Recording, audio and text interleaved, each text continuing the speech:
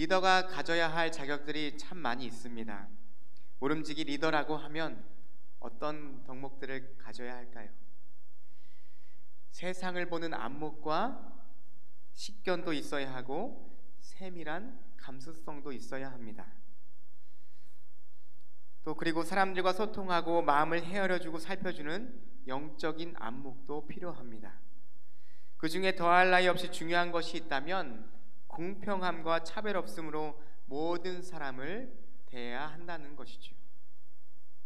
리더가 어떤 사람을 편애하고 그렇게 대할 때 공동체가 그것을 보고 나쁜 감정을 느낀다면 공동체에는 분명히 문제가 생기게 될 것입니다. 왜 그럴까요?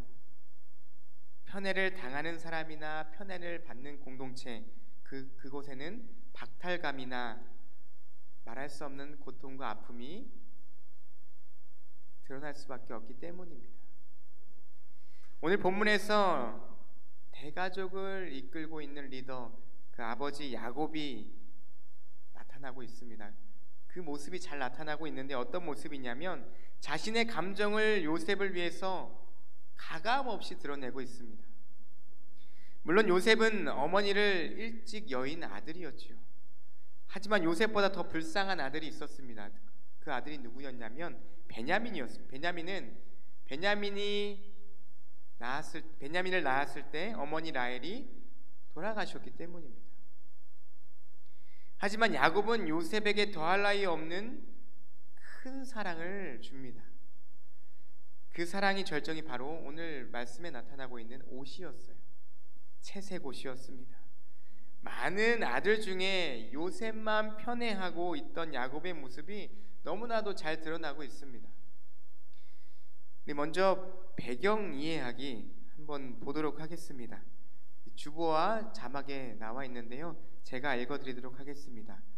야곱은 레아와 라헬 그리고 실바와 비라를 통해 12아들을 얻습니다. 그런데 야곱은 사랑하는 아내 라헬에게서 누뚱이로 태어난 요셉을 편애합니다. 이로 인해 다른 형제들이 요셉을 시기하고 미워합니다. 요셉에게 채색 옷을 지어준 일은 야곱의 편애를 단적으로 보여줍니다. 채색 옷은 당시에 구하기 힘든 귀한 옷이었고 지도자나 그 후계자들이 입던 상징적인 옷이었던 만큼 이를 본 형들은 만감이 교차했을 것입니다. 이런 상황 속에서 하나님은 요셉에게 꿈을 꾸게 하십니다. 요셉의 꿈 이야기 때문에 형제 간 갈등이 더 깊어집니다. 여러분들이 너무나도 잘 아시는 이야기입니다. 창세기는요, 이스라엘의 조상인 아브라함, 이삭, 야곱, 요셉을 중심으로 족장들의 이야기가 기록되어져 있습니다. 37장부터는 요셉의 이야기가 시작되는데요, 요셉은 야곱의 11번째 아들이었습니다. 네 아내 중 야곱이 가장 사랑했던 라헬이 낳은 그런 첫 번째 아들이었습니다. 야곱이 요셉에게 지어준 채색 옷은 요셉이 아버지로부터 얼마나 큰 사랑을 받는지를 잘 보여주고 있어요. 리더의 조건 중에 편애하지 않는 그런 조건이 있었는데 이 아버지 야곱은요, 요셉을 편애합니다. 12명의 아들이 있었는데 그 아들 12명을 다 사랑한 것이 아니라 한 명 요셉을 사랑했다는 것이죠. 본문에 등장하는 채색 옷은요, 여러 색깔의 알록달록한 옷이 아니라 소매가 긴 그리고 발까지 덮는 옷을 가리킵니다. 다른 옷들과 달리 기장이나 직조 방식이 다른 그런 옷이었어요. 당시 일반 애국 사람들은 허리에서 무릎까지 대각선으로 감싸는 긴 스카프를 두른 소매 옷을 입었습니다. 그런데 이런 옷과는 다른 옷이었다는 것이죠. 고급 옷이었습니다. 그 옷을 입고서는 일을 하기가 힘든 옷이었어요. 그런 옷을 요셉에게 지어준 것입니다. 12아들 다에게 지어줬더라면 이런 일이 일어나지 않았을 텐데 요셉에게만 이 채색 옷을 지어줍니다. 한편 하나님은 요셉에게 특별한 또 꿈을 꾸게 하십니다. 그냥 좀 이렇게 사랑이 가득한 꿈이었으면 좋았는데 특별한 꿈을 꾸게 하세요. 그 꿈을 통해서 또 형들은 요셉을 결국 시기하게 됩니다. 왜 하나님께서는 이러한 일들을 요셉에게 행하셨을까요? 이러한 꿈을 꾸게 하셨을까요? 말씀을 통해 살펴보려고 합니다. 우리 말씀 나누기 첫 번째 한번 같이 읽어보도록 하겠습니다. 첫 번째 질문입니다. 야곱이 아들들이 요셉을 미워하고 그에게 편하게 말하지 못한 이유는 무엇인가요? 오늘 읽은 말씀 3절과 4절의 말씀인데요, 제가 봉독해 드리겠습니다. 요셉은 노년에 얻은 아들이므로 이스라엘의 여러 아들들보다 그를 더 사랑하므로 그를 위하여 채색옷을 지었더니 그의 형들이 아버지가 형들보다 그를 더 사랑함을 보고 그를 미워하여 그에게 편하게 말할 수 없었더라. 아버지 야곱이요 이복 동생인 요셉을 편애합니다. 그를 위해 또 채색옷을 지어주었기 때문에 형들은 요셉을 미워할 수밖에 없었습니다. 본문을 살펴보면 요셉을 편애하는 아버지 야곱의 마음이 고스란히 드러나고 있음을 보게 돼요. 야곱은 요셉에게 채색옷을 입히죠. 문제가 되는 채색옷. 채색옷은요 화려한 옷, 귀한 옷 등으로 그 번역본에 따라 다양하게 번역이 됩니다.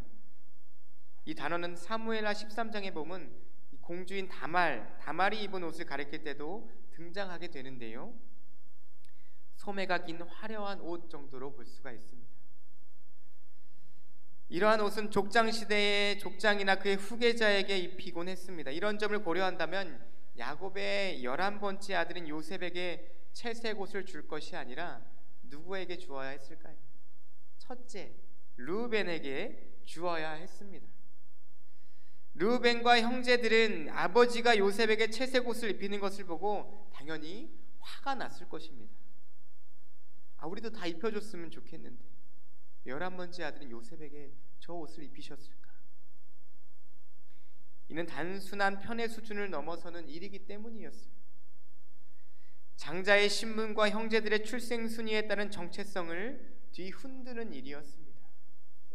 편애를 받은 요셉은 형들의 잘못을 아버지에게 또 고발하게 됩니다. 그냥 지나갔으면 좋았을 텐데. 이렇듯 다듬어지지 않은 행동으로 인해 형들의 분노를 사게 됩니다. 얼마나 미웠을까요? 야곱은 노년에 사랑하는 라헬에게서 얻은 아들 요셉을 사랑하는데 눈이 멀어서요 아들이 보이지 않았습니다. 다른 아들들이 보이지 않았어요. 이러한 모든 상황은요 형들이 요셉을 미워하게끔 그렇게 만들었습니다. 결국 형들이 요셉에게 말 한마디도 다정하게 할 수 없는 그런 지경에 이르게 만든 것이죠. 고대 시대 때 옷은요 그 사람의 신분을 보여줍니다. 어떤 옷을 입고 있느냐에 따라서 그 신분이 드러나게 된다는 것이죠. 채색 옷을 입혔습니다.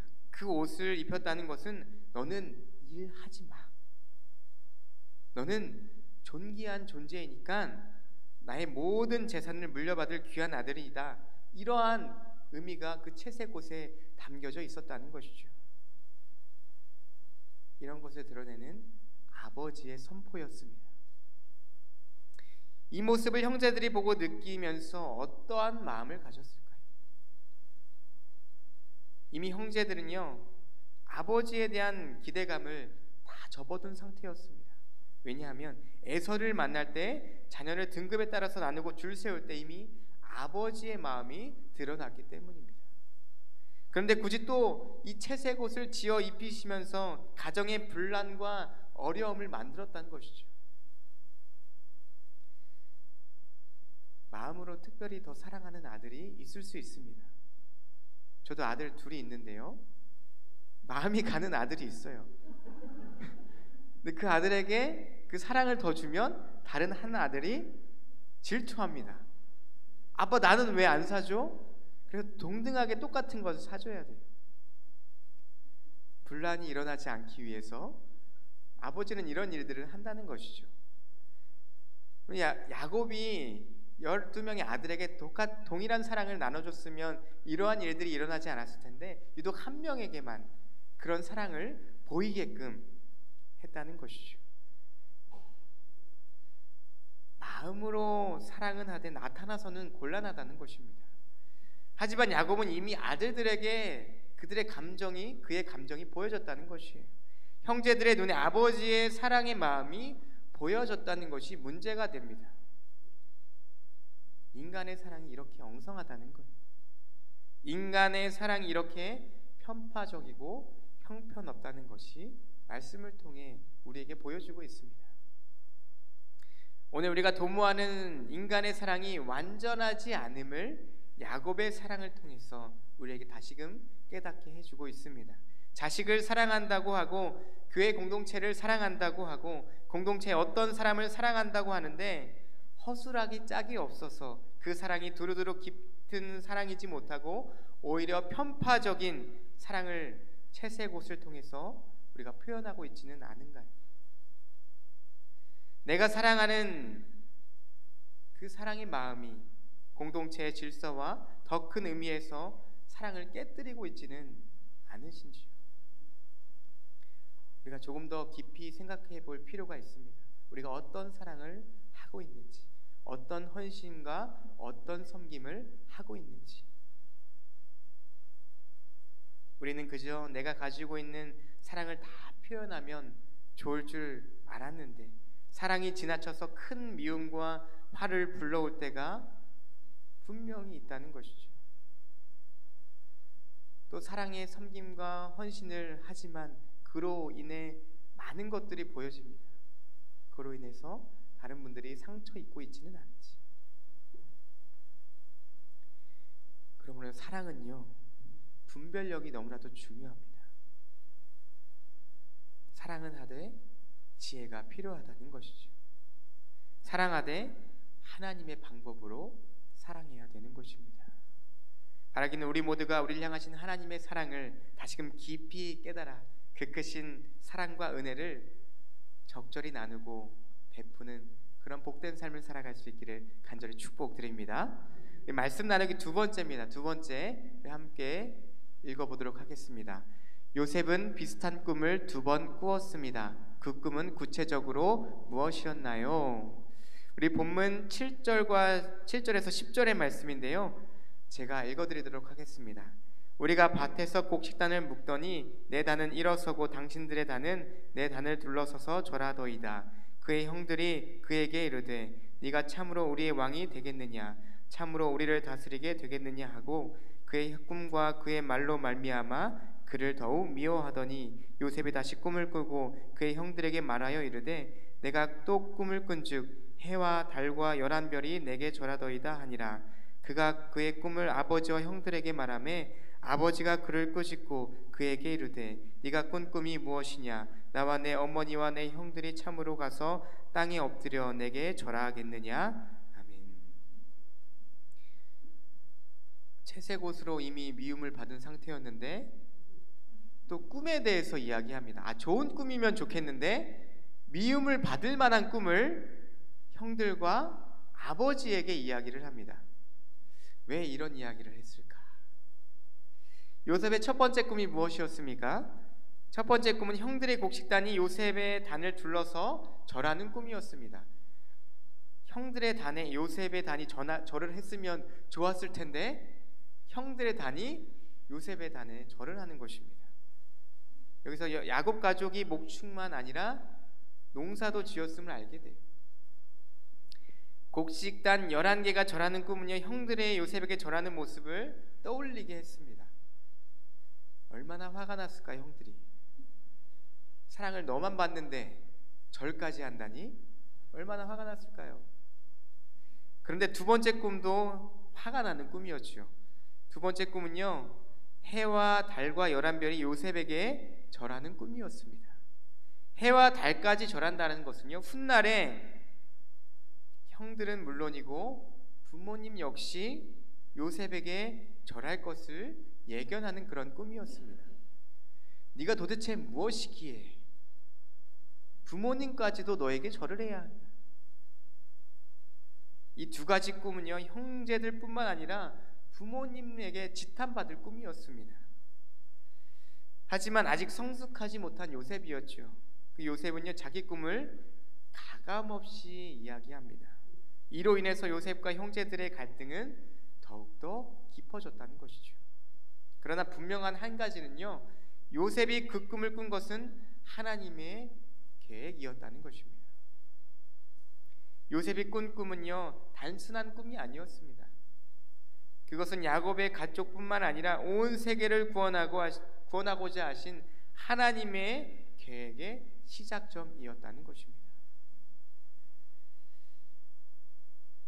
요셉과 형제들은, 그리고 그의 아버지 야곱은 알지 못했지만 하나님은 요셉에게 꿈을 꾸게 하셨고 그 꿈을 보여주셨습니다. 그리고 형들의 시기 질투로 인해 노예로 팔리게 하셨고 애굽에서 종과 노예와 죄인으로 지내다가 결국엔 총리가 되게 하셨죠. 이러한 일들이 진행됨에 있어서 우연으로 일어나는 것이 아니라 이 모든 것들이 하나님의 계획하신 가운데 일어난 일들이었다는 것입니다. 사랑하는 여러분, 아버지 야곱의 편애와 요셉의 특별한 꿈으로 인해 야곱의 가족 안에는 갈등이 끊이질 않았습니다.